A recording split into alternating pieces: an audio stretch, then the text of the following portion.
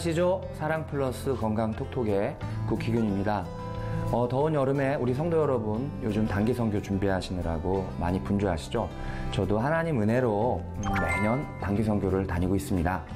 근데 미리미리 우리가 준비하지 않아서 선교지에 가서 난감한 적이 여러 번 있었습니다.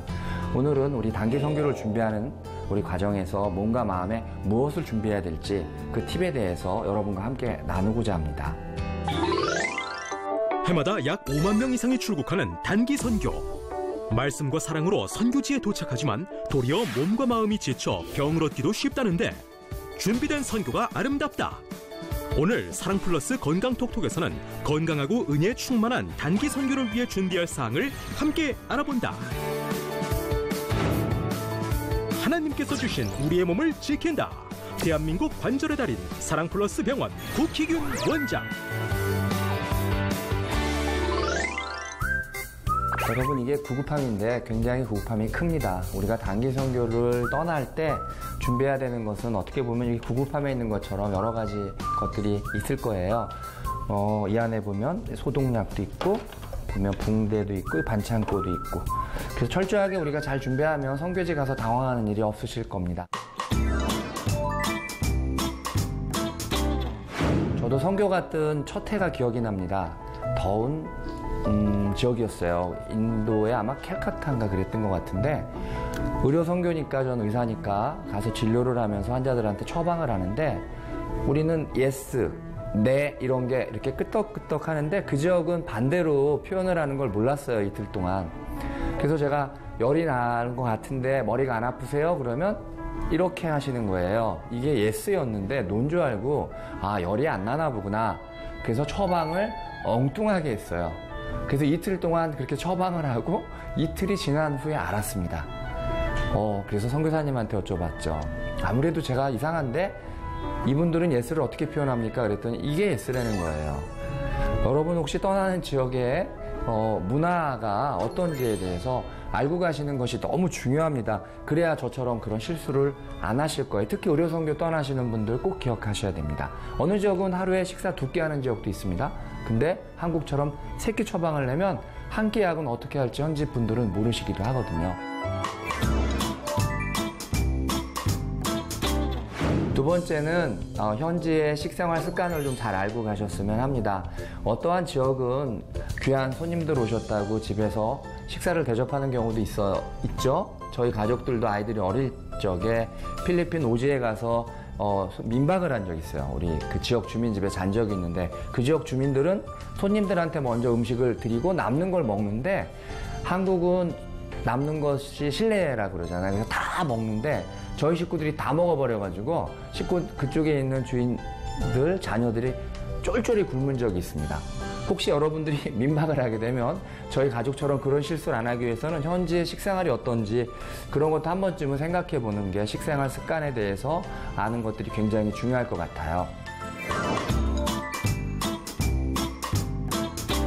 세 번째는 저희가 이제 의료 선교를 어느 지역으로 떠났는데 현지 선교사님들처럼 생활하고 싶은 그런 열정이 많았어요. 그래서 선교사님들이 드시는 식수를 그냥 먹은 적이 있었는데 저희 일행 중에 무려 절반이 갔다 와서 한 달 동안 장염을 앓고 설사를 했던 적이 있습니다. 혹시 너무 성령이 충만하고 용감해갖고 나는 현지 선교사님들하고 똑같이 생활을 하겠다고 현지 물을 그냥 드시면 안 되실 것입니다. 왜냐하면 저희의 장이나 이러한 위는 현지 선교사님들하고 좀 다르죠. 그래서 꼭 말씀드리고 싶은 건 여름철에는 각자 생수라든지 그러한 물을 소지하고 가시는 것이 건강할 겁니다. 특히 요즘 아시아권에 우리가 수인성 질환들이 많기 때문에 콜레라라든지 이러한 수인성 질환을 예방하는 차원에서도 너무 건강에 자신하지 마시고 물은 잘 챙겨서 가시기 바랍니다. 상비약을 꼭 가져가자. 네 번째는 어느 지역에 선교를 갔는데 저희를 인솔했던 목사님이 혈압이 있으셨는데 깜빡 잊고 혈압약을 안 갖고 가셨어요. 선교지에 도착하자마자 목사님께서 혈압이 200까지, 저희가 체크했더니 200까지 혈압이 올라가셔서 3박 4일의 선교 일정을 하나도 수행을 못 하시고 저희들끼리 오지 선교를 갔던 기억이 납니다. 혹시 우리가 선교지 떠날 때 혈압이라든지 당뇨라든지 또 여러 가지 우리가 앓고 있는 질환이 계시다면 특히 연세 많으신 권사님들 기도하시면서 하나님께서 함께 하시겠다고 무조건 막 가지 마시고 드시던 약 있으면 꼭 챙겨 가셔야지 일행들이 안 힘드세요. 그리고 어디 아프신 데 있으면 미리미리 말씀을 하세요. 전에 우리 어떤 전도사님 발목 아프다고 아팠는데 그거 말씀 안 하고 가시다가 발목이 뚝 뼈가 금이 가셔서 제가 선교 내내 휠체어로 모시고 다녔던 기억도 납니다. 혹시 어디 아프시면 상비약 잊지 마시고 꼭 준비하시기 바랍니다. 그리고 5번째로 꼭 말씀드리고 싶은 것이 있어요. 선교지에 처음 가시는 분도 있고 여러 번 가시는 분도 있고 여러분들이 함께 단기 선교를 떠나시고 또 우리 아들이나 우리 딸들이 이번 선교를 통해서 조금 하나님과 가까워지시겠다 해서 거의 강제로 애들을 데리고 선교지에 가시는 부모님도 많이 계신데 기억하실 거는 선교는 즐거워야 됩니다. 선교지에 갔는데 너무 막 힘들면 안 돼요. 제가 선교 처음 떠났을 때 어떤 중국 선교사님이 간을 갈 때마다 맛난 음식을 사주시는 거예요. 그래서 전 선교지가 기대가 되더라고요. 그래서 선교지 가면 이번엔 무슨 음식을 사주실까? 선교사님한테 여쭤봤어요.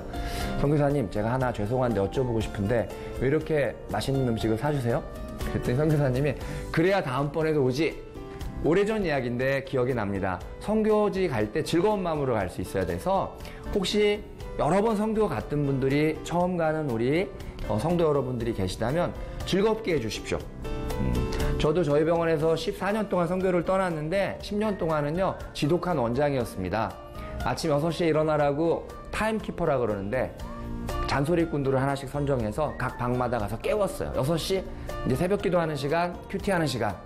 그랬더니 그렇게 갔을 때 그 다음에 선교를 안 가더라고요. 근데 최근에는 그 선교사님이 생각이 나서 바꿨어요.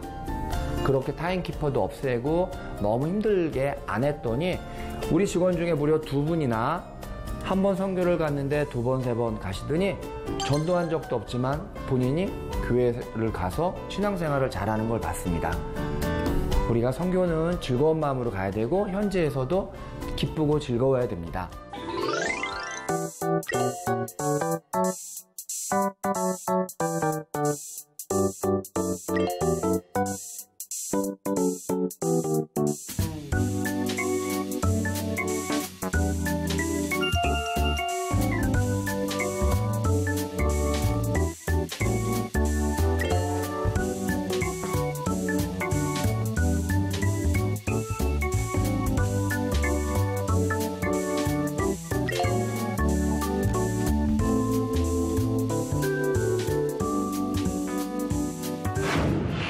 오직 성령이 너희에게 임하시면 너희가 권능을 받고 예루살렘과 온 유대와 사마리아와 땅 끝까지 이르러 내 증인이 되리라.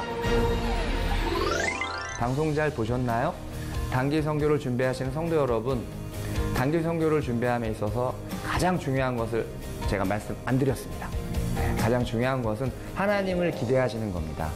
개인적으로 우리 가족에게, 우리 교회에게, 우리 공동체에게 하나님이 선물을 준비하고 계신 것인데 그 선물을 받으시는 게 단기 선교거든요. 걱정하시지 말고 하나님을 기대하시면 하나님 예비하신 큰 선물을 받고 오실 겁니다. 그걸 잘 나누시고요. 강건하시기 바랍니다.